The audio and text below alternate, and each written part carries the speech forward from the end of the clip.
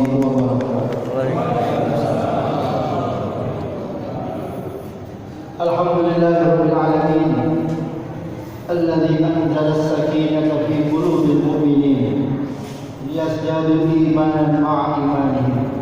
Asyhadu an la ilaha illallah wa asyhadu anna Muhammadan 'abduhu wa rasuluh. Allahumma shalli 'ala sayyidina Muhammadin wa 'ala alihi wa ashabihi ajma'in. Amma ba'd. Bapak-bapak, ibu-ibu, hadirin wal hadirat, jamaah salat Isya dan salat tarawih yang dimuliakan Allah. Alhamdulillah,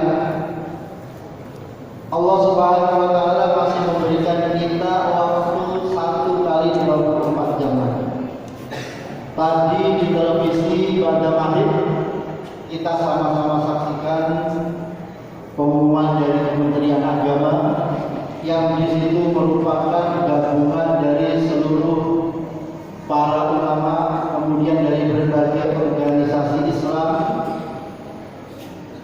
yang telah melakukan ru'yatul hilal. Jadi di dalam penentuan bulan-bulan Hijriah itu ada 2 metode. Yang pertama adalah metode hisab, yaitu perhitungan. Jadi sudah dihitung pergerakan bulan sehingga pada hari kesekian tanggal sekian bulan sekian derajat di atas ufuk sehingga masuk bulan berikutnya. Itu kalau metode hisab. Kemudian metode yang kedua adalah ru'yatul hilal, yaitu melihat bulan dengan mata kepala sendiri, yaitu dengan bantuan alat tentunya, yaitu metode ru'yatul hilal. Dan tadi sore laporan dari berbagai tempat dilaporkan bahwa bulan masih berada di bawah 4 derajat. Artinya ketika masih kurang dari 4 derajat, bulan belum nampak di ufuk. Sehingga sesuai hadis Nabi, maka genapkanlah puasa. Maksudnya genapkan adalah digenapkan menjadi 30 hari.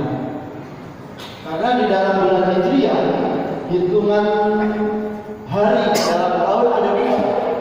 Umumnya 29 hari, ada yang 30 hari. Jadi pada saat bulan Ramadan ini hari ke-29, hari ini kan hari ke-29 Bapak Ibu, dilihatlah bulan. Kalau sudah nampak maka besok pagi sudah masuk bulan Syawal atau kita sudah melaksanakan sholat Idul Fitri. Nah, namun demikian setelah diumumkan oleh Kementerian Agama tadi bahwa bulan sudah terlihat, sehingga puasa digenapkan menjadi 30 hari. Dan alhamdulillah insyaallah seluruh Indonesia, mudah-mudahan, dan juga negara-negara tetangga, negara-negara Muslim di Asia Tenggara juga insyaallah serentak bahwa Idul Fitri jatuh pada hari Kamis. Alhamdulillah. Jadi kita Bapak Ibu ketika sore tadi ada perasaan galau di hati kita. Jangan-jangan besok sudah Idul Fitri. Di satu sisi kita merasa senang. Kenapa senangnya? Besok siang sudah boleh sarapan. Senang kita besok sudah dapat sarapan. Tetapi di satu sisi kok cepet pun ya. Saya ngaji baru beli 28. Nah, nanggung kurang 2. Saya ngaji baru beli 25. Kemudian zakat belum selesai ini dibagikan. Masih wirawiri nyari amplop. Alhamdulillah begitu kemarin tadi Idul Fitri hari Kamis kita menjadi lega. Artinya memang secara takdir Idul Fitri hari Kamis, sehingga apa-apa persiapan kita menuju hari Idul Fitri yang memang rencananya hari Kamis, kita bisa menjalankannya dengan penuh kelonggaran dan dengan penuh kebaikan. Bapak-bapak, ibu-ibu, jamaah salat tarawih rahimakumullah.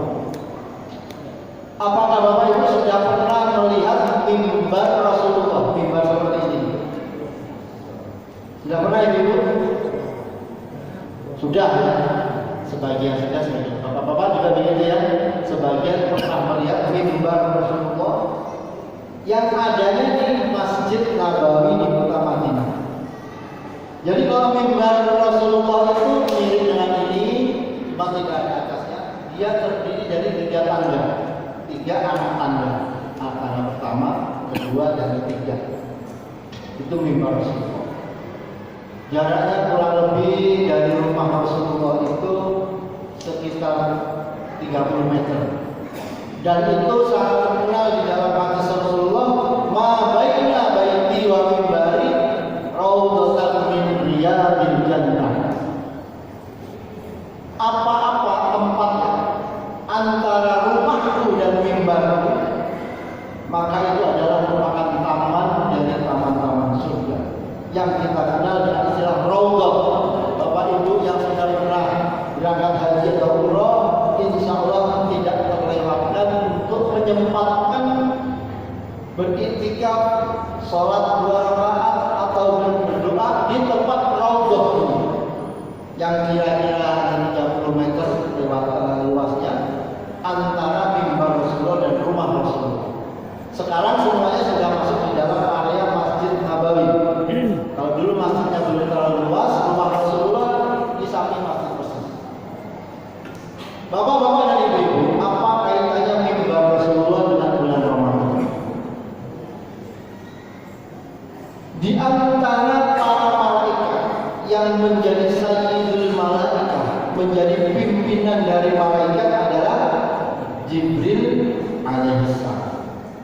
Kemudian di antara para rasul. Kemudian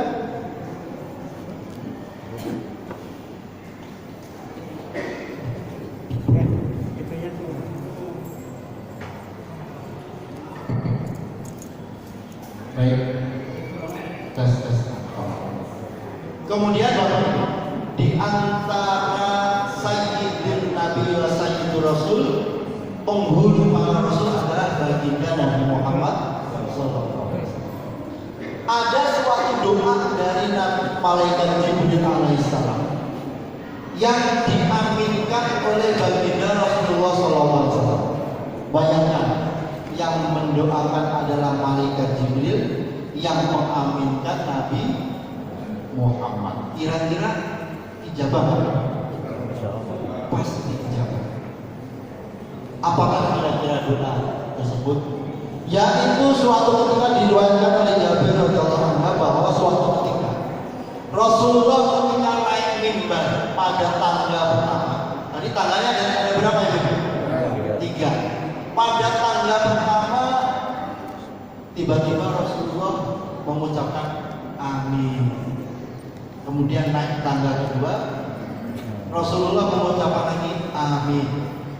Begitu juga pada tangga ketiga, Rasulullah mengucapkan amin.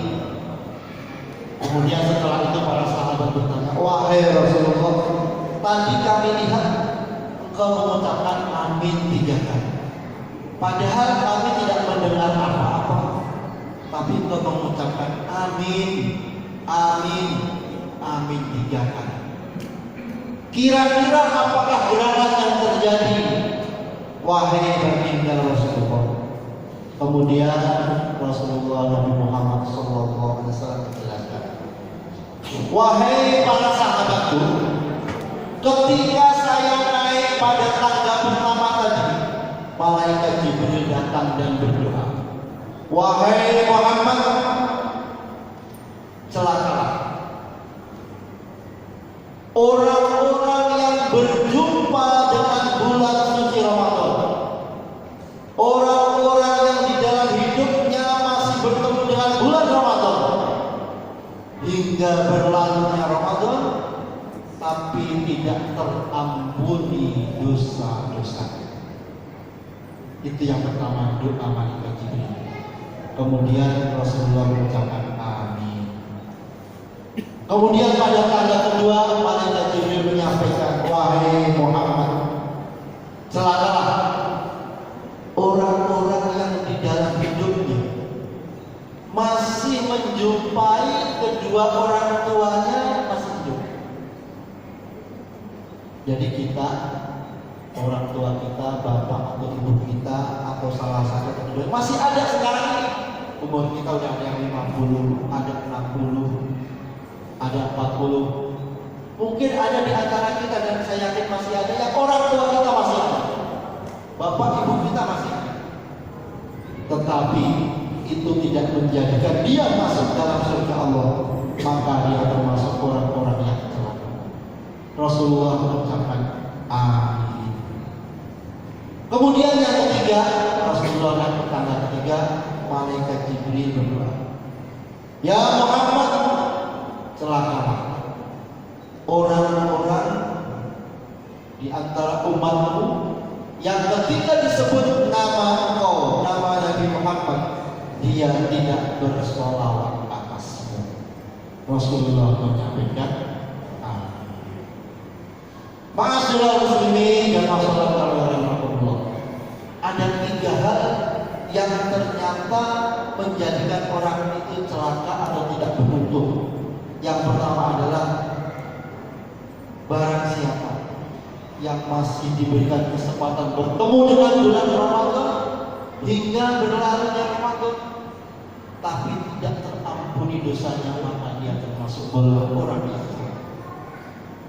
Oleh karena itu, doa ini ditujukan kepada kita juga yang malam ini hadir. Kenapa seperti itu? Kita masih diberikan kesempatan, kesehatan, dan kita bisa melaksanakan puasa dengan nyaman. Marilah kita lihat apa yang sudah kita lakukan selama kurang lebih 30 hari di bulan Ramadan. Ketika Allah menjanjikan melalui Nabi Muhammad, "Idza jaa Ramadan, futihat abwabul jannah, wa ghuliqatil abwabun nar, wa sufidatis sayatin." Ketika datang bulan Ramadan, dibuka lebar-lebar pintu surga. Futihat abwabul jannah, dibuka lebar. Maksudnya dibuka lebar adalah betapa kebaikan-kebaikan, amal soleh begitu mudahnya kita rasakan. Betapa ringan jam 2 malam, jam 3 malam, ketika asik-asiknya kita istirahat tidur, kita bangun, kita qiyamul lail. Betapa itu tidak ada sesuatu yang memberatkan bagi kita. Tentunya bagi orang-orang yang beriman. Bagaimana dengan anak-anak kita yang biasanya subuh sulit untuk dibangunkan? Jam 11, jam 12, jam 1 baru tidur, jam 3 bangun lagi untuk sahur. Tidak ada yang merasa keberatan. Bagaimana kita di luar bulan Ramadan? Ketika kita infak tidak dalam jumlah besar, tetapi di bulan Ramadan kita jor-joran sekali. Saya menyediakan buka puasa, saya menyediakan sahur, saya infak dan sebagainya. Betapa itu terasa mudah karena Allah membuka lebar-lebar pintu surga. Dan sebaliknya Allah tutup rapat-rapat, wa ghulqatil abwabun nar, dan Allah tutup rapat pintu neraka. Berbagai bentuk macam kemaksiatan orang malu merasakan mengerjakan di bulan Ramadan. Bahkan mau makan saja, mau minum saja kalau siang hari dia harus sembunyi-sembunyi. Orang yang tidak puasa, kenapa? Malu. Dan yang terakhir wasufidah sayati, dan diikat. Setan itu diikat. Bapak Ibu, kalau ada pertandingan tinju, kemudian lawannya diikat, kira-kira lawannya nggak diikat, menang aja? Menang Bapak ya. Tapi kok lawannya diikat, dia tidak bisa memenangkan, maka sangat memalukan dan sangat keterlaluan. Itulah yang dimaksud malaikat Jibril. Dia termasuk orang yang celaka. Bayangkan, pintu surga dibuka lebar, pintu neraka ditutup. Setan dibelenggu. Kok dia tidak menjadikan Ramadan itu diampuni dosa? Maka dia termasuk orang yang celaka. Padahal Rasulullah sudah bersabda, yang kita semua sudah hafal, man shoma Ramadan imanan wa ihtisaban ghufira lahu, pasti Allah ampuni dosanya. Ghufira lahu ma taqaddam, dosa-dosa sebelumnya Allah ampuni bagi orang yang dengan iman dan ihtisaban melaksanakan puasa Ramadan. Oleh karena itu Bapak Ibu, selagi masih ada waktu kira-kira 1 hari, mari kita maksimalkan. Pergunakanlah sebaik-baik mungkin waktu setinggal 1 hari. baik malamnya nanti maupun besok siangnya, itu masih berada di bulan Ramadan. Perbanyaklah beramal, perbanyaklah muhasabah, menghitung-hitung apa yang sudah kita kerjakan. Mudah-mudahan itu menjadikan kita terhindar dari doa malaikat Jibril yang diaminkan oleh Nabi Muhammad. Kemudian yang terakhir, Bapak-bapak dan Ibu, sesuai dengan tema kita adalah istiqomah di dalam amal kebaikan. Maka bulan Ramadan yang mengajarkan kepada kita sikap istiqomah dan keikhlasan harus kita bawa di dalam bulan-bulan lainnya. Sebagaimana firman Allah di dalam surat Fussilat ayat 30, A'udzubillahi minasyaitonir rajim, innal ladzina qalu rabbunallahu tsumma istaqamu tatanazzalu 'alaihimul malaikatu alla takhafu wa la tahzanu wa abshiru bil jannati allati kuntum tu'adun. Sesungguhnya orang-orang yang berkata Allah adalah Rabb kami. Rabbunallah, Rabb di sini di dalam tafsir disebutkan bukan berarti hanya Tuhan saja. Rabbi mengandung pengertian bahwa Allah yang menciptakan kita, Allah yang memberikan rezeki kita, Allah yang mencatat umur kita, Allah yang menentukan takdir kita, Allah yang memelihara kita, Allah yang menjaga kita. Itu ada pengertian dari Rabb. Jadi ketika kita beriman bahwa Allah adalah Rabb kita, kemudian tsumastaqamu, kemudian dia beristiqomah dengan menjaga keimanannya dan menjalankan perintah Allah dan menjauhi larangannya. Apa yang akan terjadi pada orang yang istiqomah?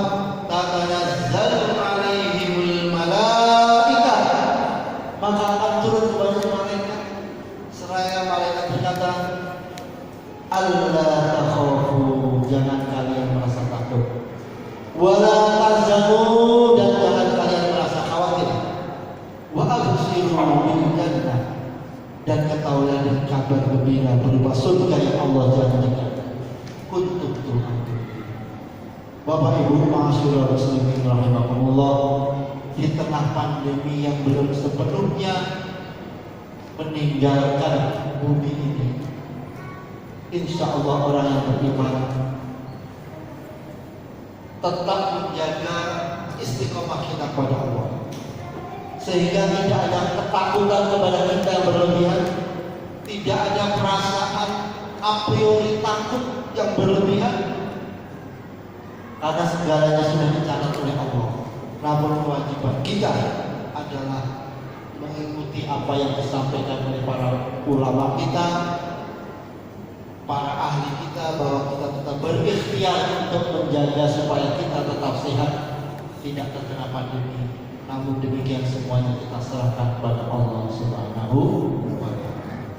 Mudah-mudahan yang sedikit ini, waktu yang tinggal kurang dari 24 jam ini, Allah berikan kepada kita kesehatan, Allah berikan kepada kita kekuatan dan istiqomahan, senantiasa kita dapat bermuhasabah, kita nangis pada Allah, kita mohon ampun pada Allah. Mudah-mudahan waktu yang tinggal sedikit ini, begitu kita keluar dari Ramadan, benar-benar kita jadi hamba Allah yang suci, yang fitri, kal yauma waladat ummuh, seperti bayi yang baru dilahirkan dari ibu. Dan marilah kita tutup nanti Ramadan kita dengan doa, mudah-mudahan Allah, seandainya Ramadan ini merupakan Ramadan yang terakhir bagi kita, karena masih 12 bulan lagi. Guru kita, ulama kita Tengku Zulkarnain yang sebelumnya sehat, tidak ada sakit apa-apa, dalam beberapa hari merasakan sakit dan kemarin malam dipanggil Allah Subhanahu wa ta'ala. Artinya untuk sampai Ramadan tahun depan semuanya apapun bisa terjadi. Oleh karena itu kita berdoa kepada Allah. Silakan Bapak Ibu nanti bermunajat. Seandainya Ramadan ini Ramadan terakhir kita, Mudah-mudahan Allah benar-benar ampuni dosa kita. Dan Allah jadikan Ramadan kita ini Ramadan yang terbaik daripada Ramadan-Ramadan sebelumnya. Dan tentu kita berdoa supaya jika Allah mengizinkan kita dapat dipertemukan dengan Ramadan yang akan datang. Amin ya rabbal alamin. Wabillahi taufiq wal hidayah wal afu minkum. Assalamualaikum warahmatullahi wabarakatuh.